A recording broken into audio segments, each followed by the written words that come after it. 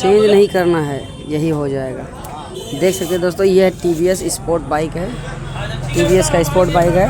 इसमें प्रॉब्लम ये है कि इसका जो ये चेन कवर है ये रिम से टच हो रहा है, और भाई साहब ने चेन को कई बार टाइट करवाया लेकिन इसका समस्या सॉल्व नहीं हुआ। देख सकते हैं ये पूरी तरह से रिम पे टच हो रहा है, और मैं इसका सॉल्यूशन बता रहा हूँ आपको। इसका जो चेन है पूरा फुल सेटिंग हो चुका है, ये अब टाइट नहीं होने में आया है।